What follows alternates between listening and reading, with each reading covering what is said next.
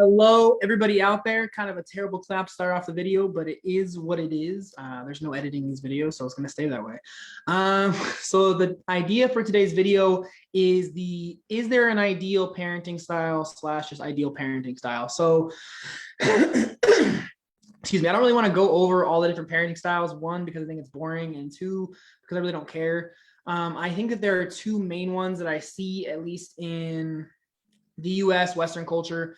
And I kind of want to talk about those and then talk about what I believe to be, not necessarily what is, but what I believe to be like the ideal parenting style is.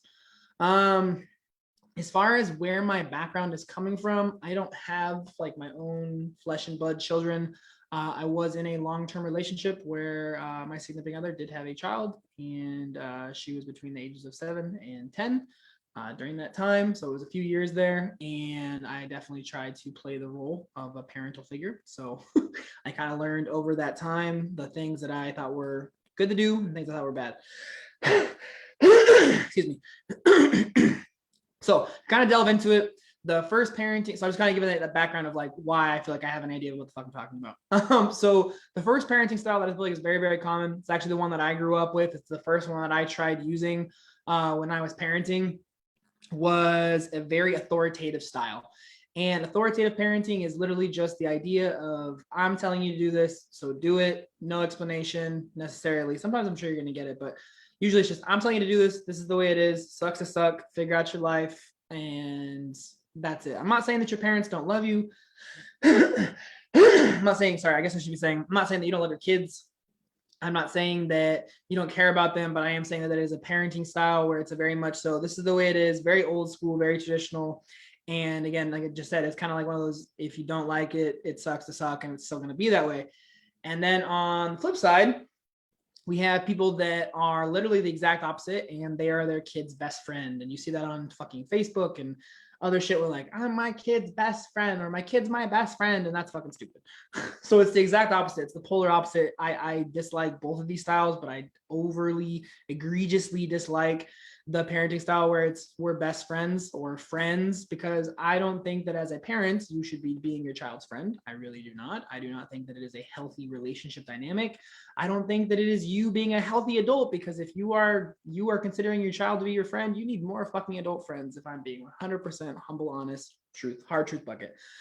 And again, I think it allows a lot of kids to get away with too much, where I think authoritative style, it forces kids to not be able to get away with as much, or maybe not necessarily get away with as much, but they are much more stringent in what they can and can't do and how things are, and they're in a box.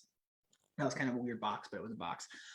Whereas kids who have like friend parents or whatever style that's actually called, we're going to call it friend parents for the sake of this video, they are allowed to usually get away with murder, and they're allowed to do a lot of dumb stuff, and they're able to make their own rules and kind of run the house. And as long as the parents are liked by their kids and their kids like them and interact with them and treat them nice, they're going to keep being their friend, because that's what they want. They want their kids to like them. But again, I don't think parenting is about your kids hating you, but I also don't think it's about your kids like liking you all the time. Like loving you, yes, but liking you, no, it's not always going to happen. It's like in a relationship, like with like a significant other. You should always love each other, and like a healthy, happy relationship, but you should always love each other, but you're not always going to like each other. So that's the way your parenting style should also reflect with your actual children. So again, I grew up in a very authoritative parenting style where it was, this is the way it is, that's the way it's going to be, and if you don't like it, then you're going to get in trouble. Or if you don't follow the rules, you're fucked. And I know other people who grew up with a very similar parenting style, and then they went to the opposite end of the spectrum, and they went to the friendship parenting because they disliked their childhood and how they were raised by their parents so much they didn't want to put their kid through that. Excuse me, but they went too far down the road to the friendship side, and now their kid walks all over them and does a bunch of stuff that an adult should be doing and not a young child or a teenager, or excuse me, however old their kid is at this point in time. So those are kind of like the two general ideas. And I'm not making this video super drawn out. I'm trying to do a better job of, I don't want to say condensing, excuse me, but I'm definitely trying to do a better job of taking the information and compacting it a little bit, and then expanding during the Q&A time if people want to know more. So in my opinion, and again, I know for whatever reason, it seems like parents are typically the ones who are super opinionated. And if I was ever going to have someone actually comment on a video and be like, that's fucking wrong, I feel like this would be one of them, because I get it. And I'm kind of like talking shit, but I'm also joking. So like, please understand that. But I get it. You have kids, you're tired. You're like, dude, when the fuck are you going to turn 18 and get the fuck out of this house? Or maybe you have a great relationship with your kids, but whatever it is, it's a long journey. It's a long road. So I understand, but I feel like a lot of parents just are like, got pent up anger inside of them somewhere. So I feel like there was a time where someone was going to try and disagree with me and come at me in like a stupid, like rude way. This might be it. So I'm just kind of like getting out of the way. Realize this is my opinion. I'm not telling you that you're a bad parent if you're not doing this. I'm not telling you that you're a good parent if you do. I'm just telling you that in my experience and my knowledge of like psychology and also like relationships, like I guess in psychology with parents and children, I think it's the ideal way. And I don't really think there's a title for it. And again, there very well might be, but again, I'm not going to do research on something that I just want to talk about. So the style that I believe is more effective is, I'm going to call it, is like a communicative style, where essentially speaking, you have obviously parents and kids, but there's explanations behind things that are happening. There's conversations that are being opened up behind things that are happening. So what does that look like? So I'll give you a great example of something that occurred when I was parenting with my ex. So her daughter was, how old was she at the time? Like 9 years old, something like that. And it was summertime and she was supposed to go to bed, lights out by 9 o'clock. And she kept on not going to bed on time or being up in her room with the lights off, messing around. So instead of being authoritative and being like, you have to be in bed at 9, sucks to suck. If you're not in bed by 9, lights out and asleep, like you're going to be in trouble, whatever it is. Or going the other way, which is like, just, I feel like it's worse, is be like, oh yeah, do whatever you want, stay up as late as you want, I don't give a shit, just do you. We're friends though, right?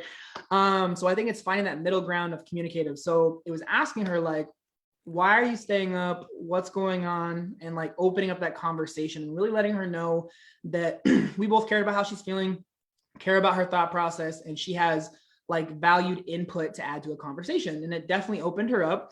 And she said, like, it's summertime, I'm not waking up at 6:37 a.m. to go to school, so I am staying up, I'm not staying up, sorry, I'm waking up later, I'm waking up at 8:39, so I'm just more awake at nighttime. So we had the conversation of like, okay, we understand, that makes sense, like it's summertime, like you're staying up, you're sleeping in a little bit, you want to stay up a little bit later, like that's okay, it is summer break. So the conversation we had was, okay, like you're in your room by 9, by 9:30 you can have your lights on for a half hour, do whatever you want. From 9:30 to 10, if you want to read, you're more than welcome to read. The lights are going to be out aside from like your little night light to like read your book. And then the expectation is the lights are out at 10. And of course she's like, okay, that sounds great, like that's awesome. And that's exactly what she wanted, was some sort of conversation, some sort of dialogue, and some sort of understanding from her parents in that situation. And I think that that's the big thing about this communicative parenting style, or whatever the hell it's called, where you're essentially trying to open up communication lines with your kids, and it's going to do multiple good things. Number one, it's going to make them feel valued. It's going to make them feel like their opinion matters, and they can confidently tell you, and like, I'm not going to say pity me or woe me, and I don't know like the long statistics because I don't know if there's even a study about it, but coming from like an authoritative parent's household, I definitely didn't feel like my thoughts or opinions were really all that valued. I don't really know if that affected me as an adult. I'm sure that it did somewhere along the lines, but it's definitely going to show your kids that you value their opinion, their thought process, and that their emotions are valid, which are very important things in their adult relationships with significant others and friends. Because if they don't feel like their emotions are like valid and important with you, their parents, at a younger age, then how are they going to feel in their friendships or their relationships? Like, how are they going to feel when they go to tell their boyfriend or girlfriend, I'm not happy? They may not feel comfortable doing that because they didn't learn how to do that with you as a child. And you're really setting that stage for the young adult and adulthood.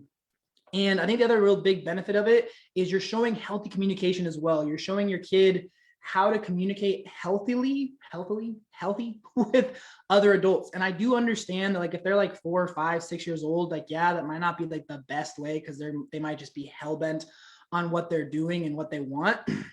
But as they get older, you're really laying that foundation for like a healthy communication style with people in their lives. They're learning how to communicate with someone else when they're not happy, when they are happy, and they're learning to take feedback. And I think it's the other really big thing about this communication style parenting is you really start to get to know your kid better. You get to have better communication. And the thing that I really liked about it the most was that 9 times out of 10, we were going to sit down and have a conversation if there was something going on. If we were changing a rule, if something was wrong, if she wasn't following the rules, 9 times out of 10, we're going to have a conversation. I'm not going to lie. There was 1 time out of 10 where she was just being a brat. And it's like, I don't give a shit what you say. I'm not going to say that I said shit to her, but I don't give a shit what you say. So I said in my head, I don't care what you say, but you're in trouble or you're wrong. And that's it. And there's not a conversation. But the other 9 times out of 10, even if it ended up with it not being her way, if there was no compromise, if it was just, hey, like, sorry, but this is the way it is, this is the way it needs to be for you to have like a structured little life as a kid. The positive thing was that, let's say I guess let me say half. 4 of those other 9 times, so a little less than half, even if we told her like, okay, there's no compromise, there's no wiggle room, it just is what it is, but we have the conversation, she was much more understanding and receptive of what we were saying. So it wasn't a fight. It didn't turn into this big old blow up. It wasn't an issue. She didn't continue to break it because we had a logical conversation of, this is why we're doing this. This is why we think this is important. And really trying to understand her point of views on the situation, her point of views, her feelings, her emotions, and really having that back and forth dialogue. So I really think that if, like, just holistically, like in like a greater than type of way, if we set up our kids or your kids, someone's kids out there to learn to have this type of communication, if we as parents, I'm not currently a parent right now, but this communicative parenting style, I really believe that it does a lot of positive things. One, I think it makes your life as a parent a lot easier. I think it's going to make your relationships with your children a hell of a lot easier. It's going to make your relationships with your children and your communication as they become a young adult better, because they've already been taught and shown from a young age how to communicate and not be an asshole. And I think the bigger thing, like globally, the greater than idea though, is if we're showing our children, if you're showing your kids how to communicate healthily, how to express their feelings and emotions and realize that they're important and valid, it's going to end up with more people having better quality relationships, better quality friendships, better quality jobs, better quality of life in general. And it's going to end up with less people being in these shitty friendships, shitty relationships that you obviously don't want your kids to be in, because they're going to be able to express their emotions, realize it's okay, have a logical conversation, not based off of emotions and I feel this and I feel that, but actually saying like, this is the way things are, and really breaking it down versus like going off the rails and being all crazy. And again, at the end of the day, this is really like my thought process on it. And again, I feel like maybe I kind of like went really fast, and I apologize, but I feel like I have a lot to say on this and I don't want to like forget something. So I'm kind of like running through it. But again, I definitely feel like it's something that is really positive. I feel like, again, I like saying like, go do. I really do believe that if people try this, even just try it a little bit, and implement it and really think about it, like look at how it impacts the conversations with your kids. Look at how those improve. Look at how your relationships improve. Look how you don't have to fight over all this dumb shit. And also, like I said, you're raising kids that are going to be better off in the long run versus someone who's raised by an authoritative parent who's just like, well, I guess I really don't get to speak up, or my parents don't really care about how I feel, and maybe that's the way the world feels. Or someone who has a friend parent who ends up just doing a bunch of dumb shit and thinking that they can get away with everything. They turn into a young adult and they start doing dumb shit and they get, suspended or expelled, or they go to prison or jail or whatever. Just I know those are kind of extremes, but for both, but I'm just telling you, like, I think that it's a much better, healthier way to go. So that's pretty much what I have for like the overall idea of the video. This is the point in time where I like to do the question and answers. I know it's kind of a little delayed right now on Facebook Live and Twitch, but if anybody has any questions about this or any other topics, this is the time I like to kind of take out and answer those live. If you don't want to ask questions live, you're more than welcome to message me directly or find another way to get a hold of me, because you can find it, I promise. There's a bunch of social media everywhere. And again, the whole idea of this channel is to help 100 million people, whether it's in small ways, big ways, changing someone's life, brightening someone's day, or just improving their relationships with their kids, for example, like this video. The best way to do that is, if you got quality of this video, is please do share it. If you feel like it'll help somebody else, whether you want to share it directly, tag them in it, whatever it may be. The idea is to just spread more positive light around this crazy world right now with COVID time still going on. So if you could do that for me, I would greatly appreciate it. I don't necessarily want to ask people to like or subscribe, because at the end of the day, I feel like that's kind of disingenuous. If you do want to like or subscribe to the videos, it's awesome. I'm not going to say no. I'm not gonna be like, oh, that's terrible. It makes me feel good when I see it, because I'm like, oh, I'm helping somebody else. Somebody else is getting value from what I'm doing, but I'm not going to say like, you need to do it. I feel like it's just super generic and it drives me fucking insane. And the other idea of like this whole totality of this movement is the greater than movement. If you haven't already watched the video, you should watch it, please and thank you. It's the idea of being better for yourself and your family and everybody in your life today than you were yesterday, and being better tomorrow than you were today. It's the idea of constant improvement in all areas of your life. Again, whether it's relationships with your kids, significant other, friends, work, I guess career, those kind of the same things, education, whatever it may be, just improving every single day to become a better, more positive light in your small community, your family, and branching out from there. So that's what I got. I'm gonna answer some live questions. So for the YouTube friends out there who are watching, I greatly, greatly appreciate you. Thank you very much for your support, for watching the video. Drop a comment if you want me to do any type of videos in the future as well. Love to get suggestions on doing types of videos that people actually want to see. So that's what I got for the YouTube friends. Stay healthy and stay safe, guys. I'll talk to you real soon. Bye.